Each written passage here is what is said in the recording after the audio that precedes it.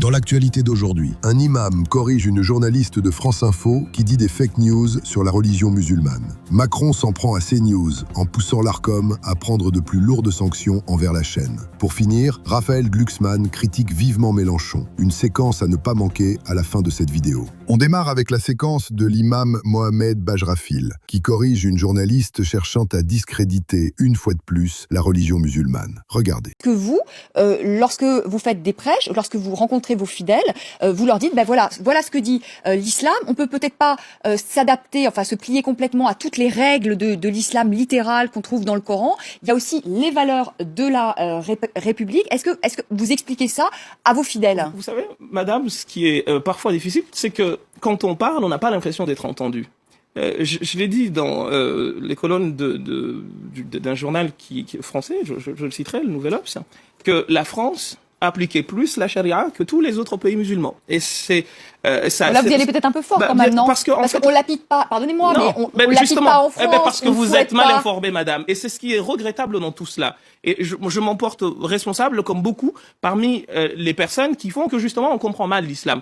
C'est fou comment les médias occidentaux essayent toujours de diaboliser l'islam. Ses premières pensées, c'est lapider et fouetter les femmes. Alors que la charia, c'est un ensemble de règles religieuses et éthiques qui encadrent la vie quotidienne. Prière, jeûne, mariage, commerce, héritage, comportement moral. Les châtiments corporels extrêmes ne concernent qu'une interprétation très minoritaire et ne sont appliqués que dans quelques pays, souvent de façon contestée, même localement. Dire que la France applique la charia ou que la charia se résume à punir les femmes, c'est méconnaître totalement son sens réel. La charia est surtout une voie spirituelle et morale, pas un code criminel arbitraire. Continuons. L'islam vise 5 objectifs, madame, qu'on appelle maqas de sharia, les objectifs. C'est le droit de croire ou de ne pas croire, le droit à la vie, le droit à la propriété privée, le droit d'être intelligent et le droit à la succession de l'espèce. Ces 5 objectifs sont les objectifs de ce qu'on appelle sharia. Sharia, c'est pas lapider des gens.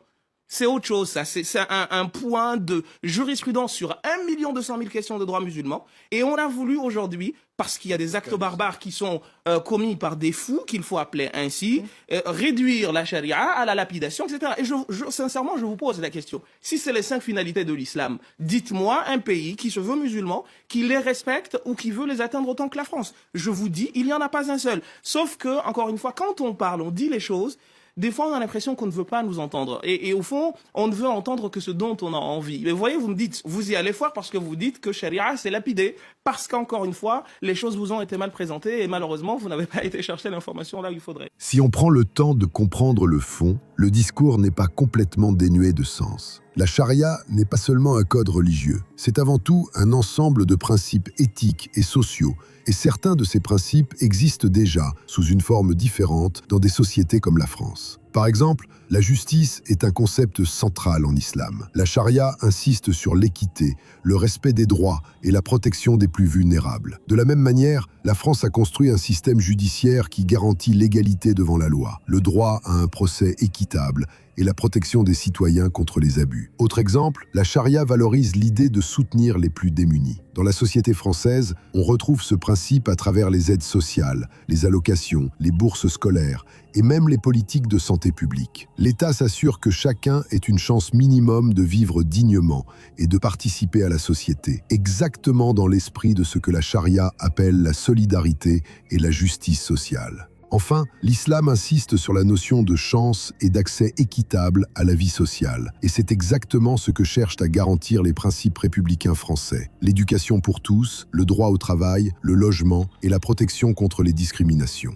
Dire que la France applique la charia serait évidemment faux si on pense à ces caricatures extrêmes. Mais si on comprend le fond des valeurs islamiques, qui sont la justice, la solidarité et l'équité, on peut voir que beaucoup de fondements éthiques de la charia sont déjà incarnés dans notre système. Imaginez si cet imam avait tenu le même discours sur CNews. Il se serait fait directement cataloguer d'islamiste. Et justement, en parlant de CNews, Macron veut durcir les sanctions contre la chaîne, qu'il accuse d'être une dissidence à remettre au pas. Regardez. Le président, cette semaine, devant témoins, s'est agacé que le président de l'Arcom n'en fasse pas suffisamment à l'encontre de CNews. En creux, il faut y voir derrière cette déclaration, derrière cet agacement du président, la volonté finalement du chef de l'État de museler finalement cette chaîne d'information qu'il juge peu conforme finalement à son souhait d'une information certifiée. C'est comme ça qu'il faut lire cet événement qui s'est passé encore une fois à l'Élysée devant témoins. N'en déplaise à l'extrême droite, il a totalement raison pour une fois. Avec le complément d'enquête sur CNews diffusé jeudi dernier, on a encore vu comment la chaîne aligne les fake news et dépasse les limites. Plus de 14 condamnations, soit 2 fois plus que tous leurs concurrents. C'est clair, la machine Bolloré tourne à plein régime pour pousser l'extrême droite, peu importe la vérité. Et ça va jusqu'à la récupération politique la plus grossière, comme ils ont tenté de le faire avec le combattant de MMA, Benoît Saint-Denis. Sauf que lui les a totalement remballés. Il s'est publiquement désolidarisé de l'extrême droite sur le plateau de Léa Salamé, sur France 2. Regardez. On essaye de vous récupérer politiquement. Je sais que ça a été le cas sur les réseaux sociaux. Il y a certains groupes, notamment d'extrême droite, qui ont mis en avant votre image pour vous donner en exemple à la jeunesse.